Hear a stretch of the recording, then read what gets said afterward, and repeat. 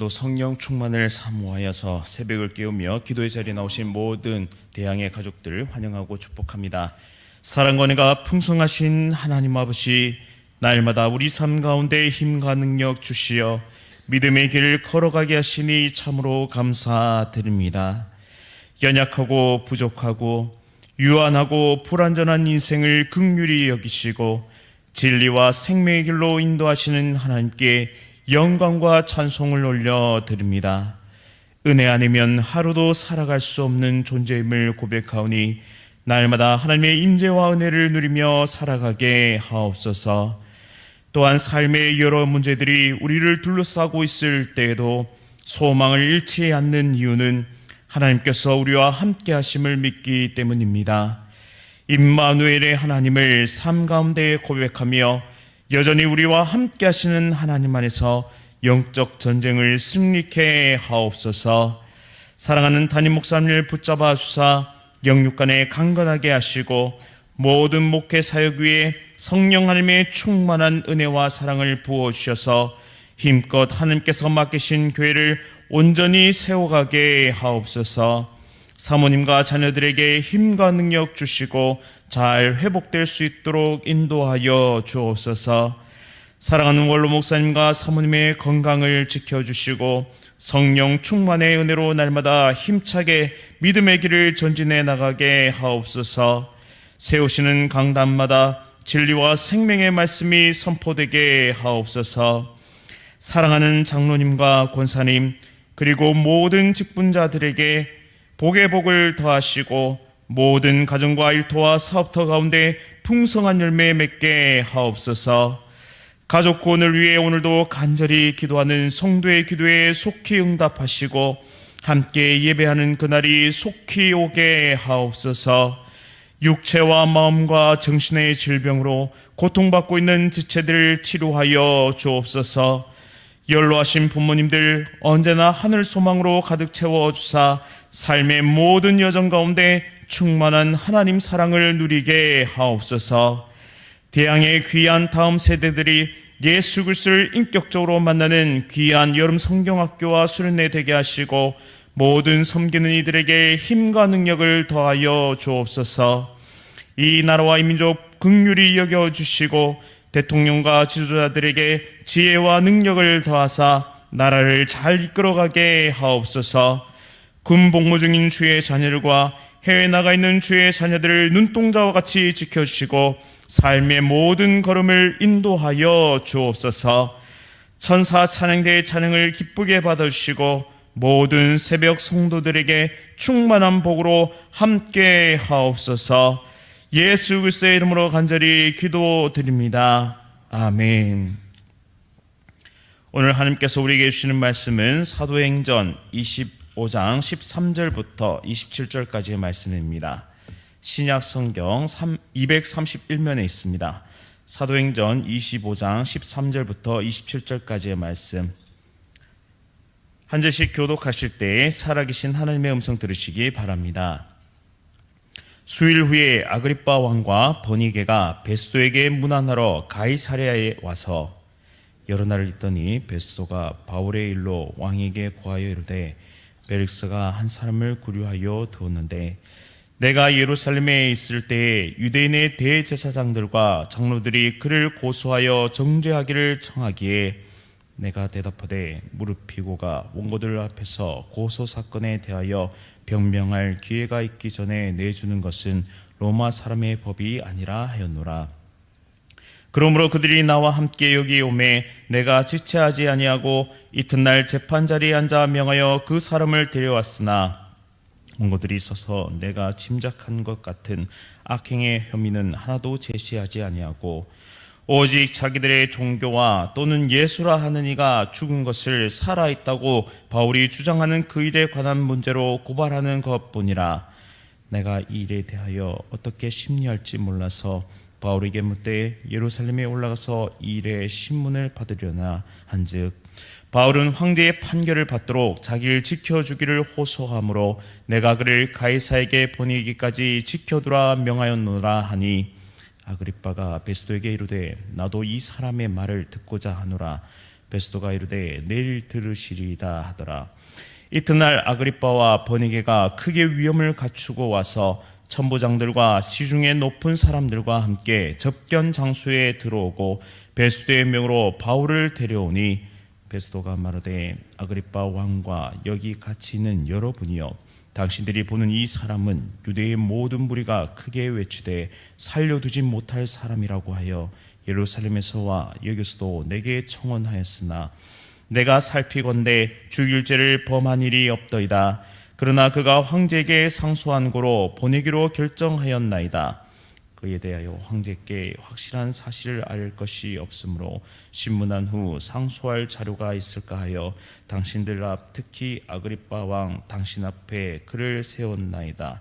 다 함께 읽겠습니다. 그 죄목도 밝히지 아니하고 죄수를 보내는 것이 무리한 일인 줄 아나이다 하였더라. 아멘. 이기적인 만남마저 복음의 통로로 바꾸시는 하나님, 이기적인 만남마저 복음의 통로로 바꾸시는 하나님이란 제목으로 말씀을 선포하겠습니다. 베스도가 신임 총독으로 부임하고 보니 사도 바울의 문제가 떡하니 놓여 있었습니다. 이미 바울은 전임 벨릭스 총독에 의해 2년 동안 구금 상태에 있었죠. 사도 바울은 종교적 문제로 고발당했는데 이것만으로는 가이사에게 보낼 수 없었습니다. 27절 말씀처럼 만약 재판할 만한 확실한 죄가 없는데 가이사에게 보냈다가는 문책이 일어날 수도 있는 일이었습니다. 따라서 그는 상세히 조사하면 종교적 문제를 정치적 문제로 바꿀 수 있지 않을까 생각했습니다. 하지만 사도 바울을 고소했던 종교 지도자들은 그 어떤 확실한 증거도 제시하지 못했고 결국 25절 말씀처럼 로마법에 저촉될 만한 죄를 발견할 수가 없었습니다. 무죄가 확실함에도 베스도는 사도 바울을 놓아줄 수가 없었습니다. 그는 딜레마에 빠졌기 때문이죠. 자신이 다스리고 있는 지역의 종교 지도자들은 사도 바울을 죽이고 싶어 했고 신임 총독이었던 베스도는 그들의 지지가 필요했습니다. 혹 그들의 마음을 건드렸다가는 통치 기간 내내 어려움을 당할 것이 뻔했습니다. 하지만 사도 바울이 로마 시민이라는 사실도 그에게 큰 부담으로 작용했습니다. 만약 유대 종교 지도자들의 비위를 맞추기 위해서 사도 바울을 넘겨준다면 로마 시민을 제대로 판결하지 않은 채 내어주는 꼴이 되기 때문입니다. 이것 또한 로마법의 권위를 무시하는 처사가 됩니다. 게다가 사도 바울은 가이사에게 상소하였고 그의 모든 재판은 예루살렘이 아닌 로마의 법정으로 넘겨지게 되었습니다. 사도 바울은 이제 로마의 황제의 판결을 받게 된 것입니다. 이러지도 못하고 저러지도 못하던 차에 아그리빠 왕과 버니게가 그를 찾아옵니다. 아그리빠 왕과 버니게는 남매지간이었는데요. 둘 사이에는 부적절한 관계가 있다는 소문이 돌고 있었습니다. 그의 아버지 헤롯 아그리빠 1세는 야고보를 죽인 사람입니다. 또 사도행전 12장에서 영광을 하나님께 돌리지 않으므로 벌레에 먹혀 죽었던 인물이죠.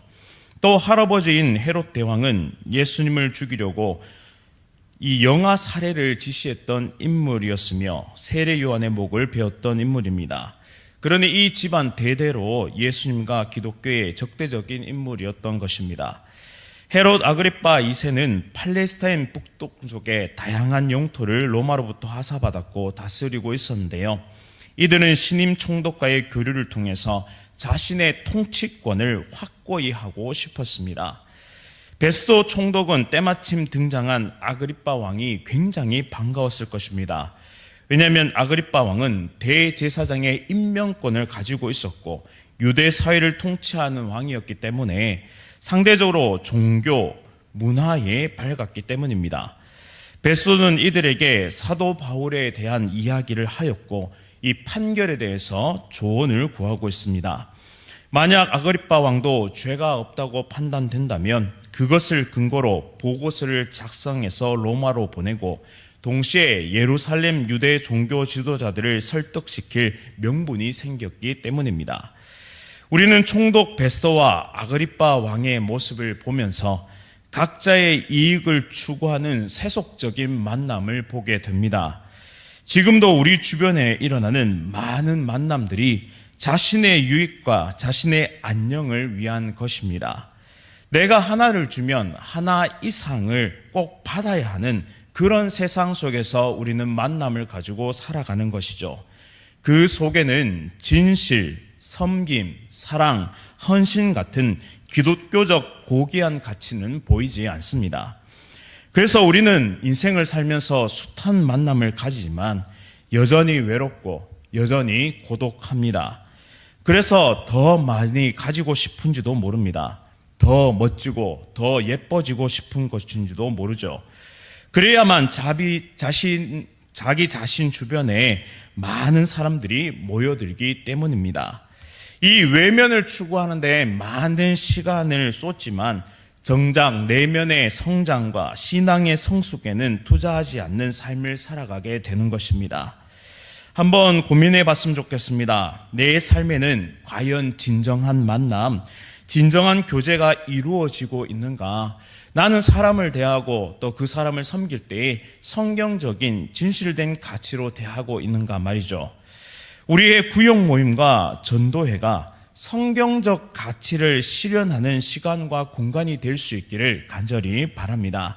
감히 세상이 흉내낼 수조차 없는 진실, 섬김, 사랑, 헌신이 일어나는 그런 복된 구역 모임과 전도회가 되어서 진정 서로 사랑하고 세울 수 있는, 정말 내가 하나를 주어서 그 이상을 얻으려 하는 것이 아니라 오히려 내가 많은 것을 줄 수 있는 그런 아름다운 공간과 시간이 될 수 있기를, 그런 만남이 이루어질 수 있기를 간절히 바랍니다.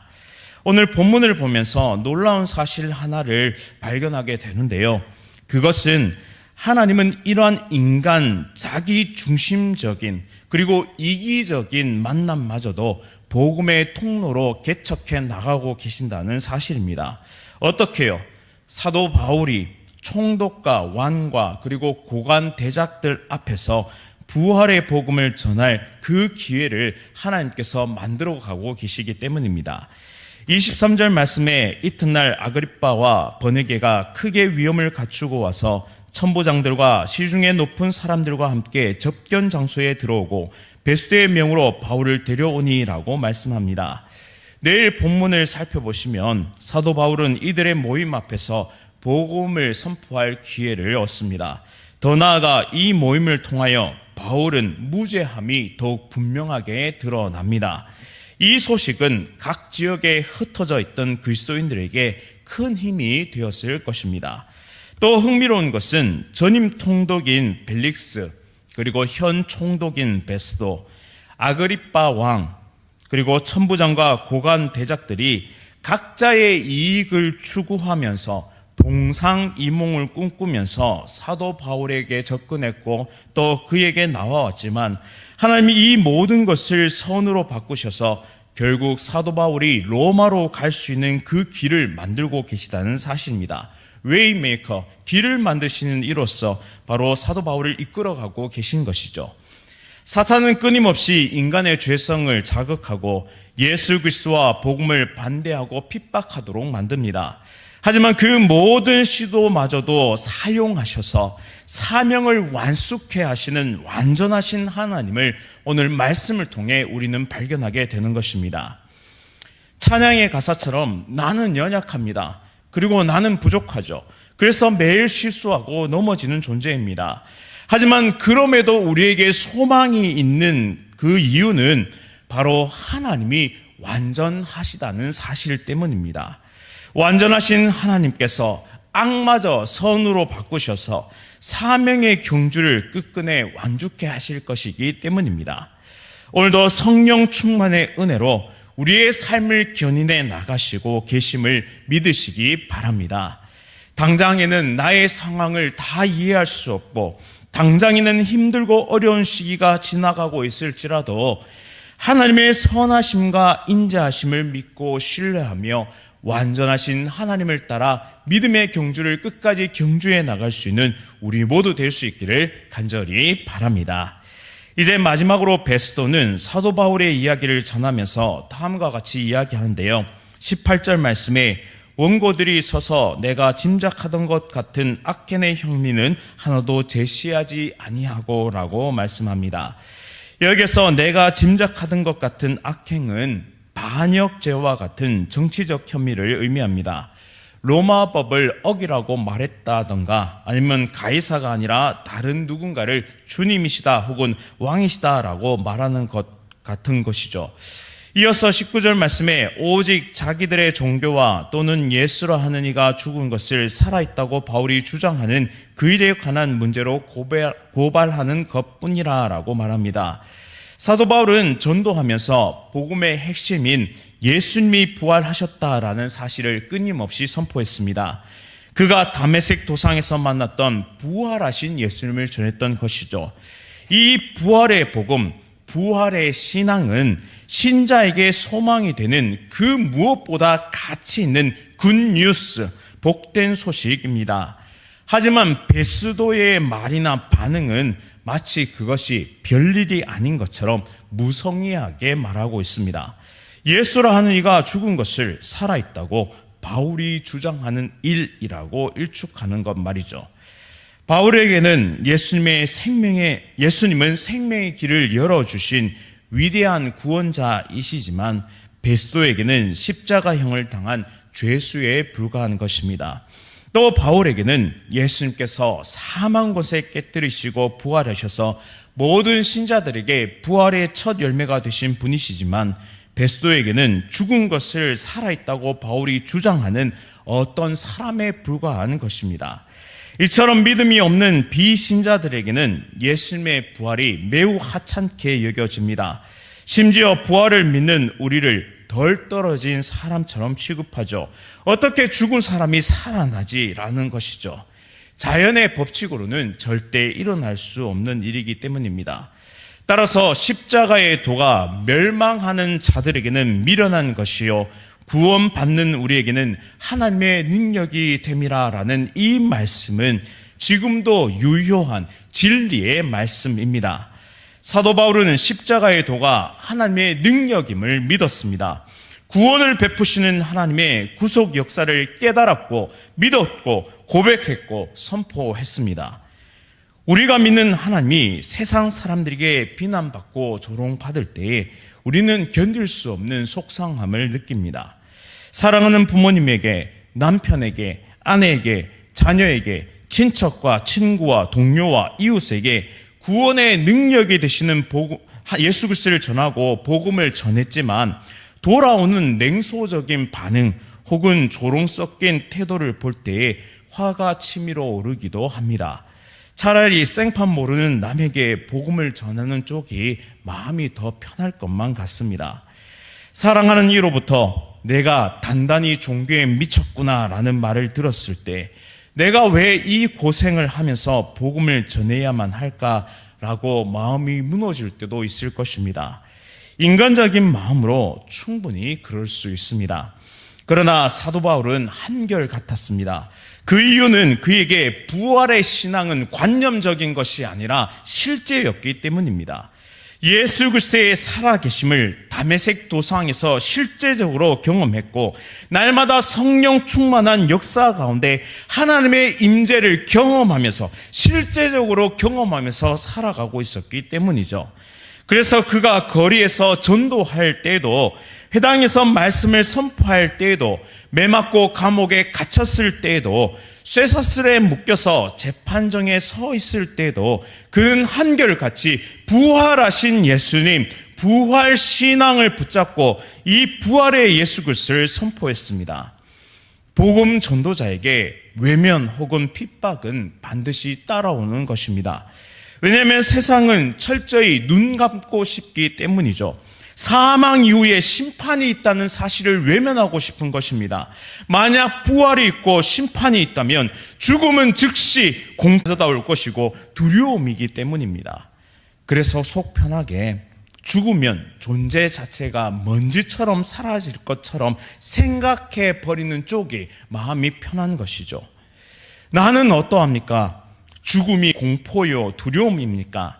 아니면 나는 부족하지만 내 안에 계신 예수 그리스도로 인하여 죽음마저도 평화와 기쁨입니까?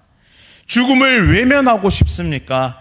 아니면 죽음 이후에 찾아올 영원한 안식을 고대하며 살아가고 계십니까? 우리의 신앙을, 믿음을 잘 점검하면서 오늘 하루를 시작했으면 참 좋겠습니다.